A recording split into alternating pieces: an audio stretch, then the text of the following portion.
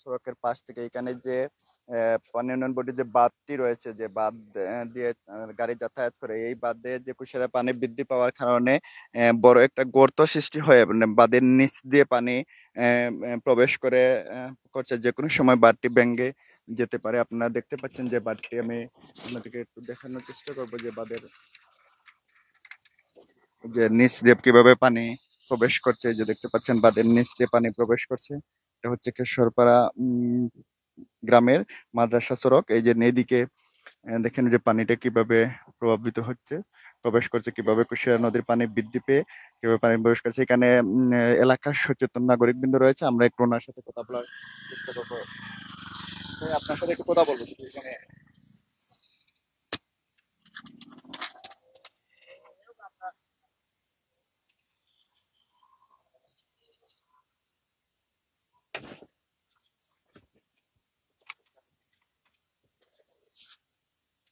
এই মানে আপনি এখানে মানে কি দেখতে পাচ্ছেন বা কি কি থেকে আসছেন? আমি সকালে প্রায় 1 ঘন্টা আগে গেছি, 1 ঘন্টা আগে গেছি, দেখছি জায়গাটা আপনি এখানে একটু তাপছে। এখন দেখা যায় যে এটা বাঙ্গিয়া ওদিকে পানি দেওয়া শুরু করে দিচ্ছে। জি 22-র বন্যায় কিন্তু এখানে এইরকম অবস্থা হয়েছিল। প্রথমে প্রথমে অবস্থা হওয়ার পরে ধীরে ধীরে ধীরে ধীরে এটা বড় হয়ে গেছে। ওইদিকে দেখেন রাস্তার নিচটা পুরাটা সুড়ঙ্গ হয়ে সুরঙ্গ গেছে, হয়ে গেছে। জি সুড়ঙ্গ হয়ে গেছে। এরকম যদি এটা আজকে যদি আরো কয়েক ঘন্টা থাকে, তা আমার মনে হয় বাটটা ঝুঁকিপূর্ণ হয়ে যাবে এবং ভাঙ্গারও সম্ভাবনা যে আছে। এই অঞ্চলে কি মানে গতকালকের চেয়ে আজকে পানি বৃদ্ধি পেয়েছে অনেক নাকি? বৃদ্ধি পেয়েছে, অনেক অনেক পানি অনেক। বৃদ্ধি পেয়েছে। অনেক পানি বৃদ্ধি পেয়েছে। প্রায় 6 ইঞ্চি থেকে 8 ইঞ্চি পরিমাণ পানি বৃদ্ধি পেয়েছে। পানি বৃদ্ধি পাইছে। পানি বৃদ্ধি পাওয়ার পর মানে এই যে বাঁধ আছে, বাঁধের এবার যে রাস্তা আছে, রাস্তার নিচ দিয়ে পানি প্রবেশ করার কারণে মানে রাস্তাটি এই জায়গাতে ভেঙে গেছে না? ভাগ্যে, কারণ এদিকে যত পানি বাড়ে বাঁধের উপরে তত বেশি এই সাইডের অনেক হাজার হাজার পরিবার কিন্তু পানিতে প্লাবিত হয়ে যাবে। পানি প্লাবিত হয়েছে।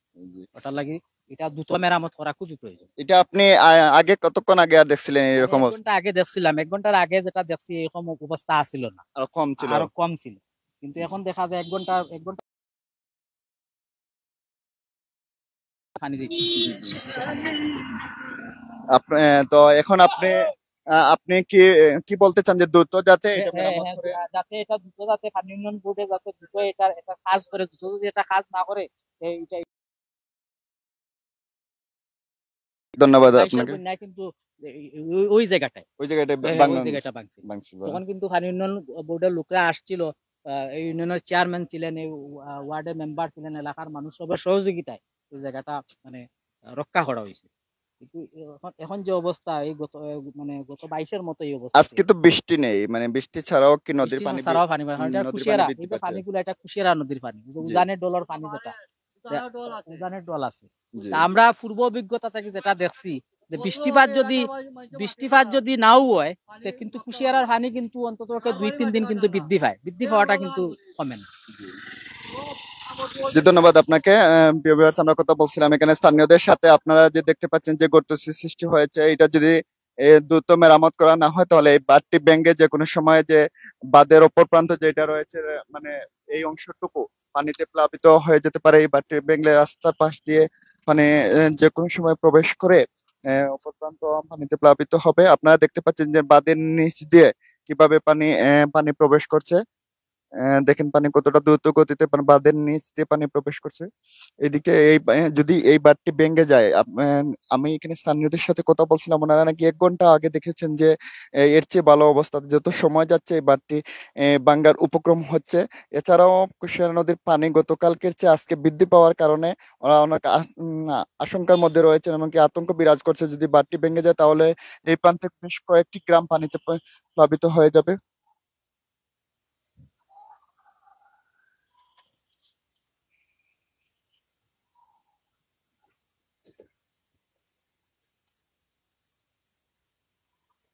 আমাদের লাইভে সংযুক্ত হওয়ার জন্য সবাইকে ধন্যবাদ। বেশি বেশি করে শেয়ার করে লাইভটি সবাইকে দেখার সুযোগ করে দিবেন। ধন্যবাদ।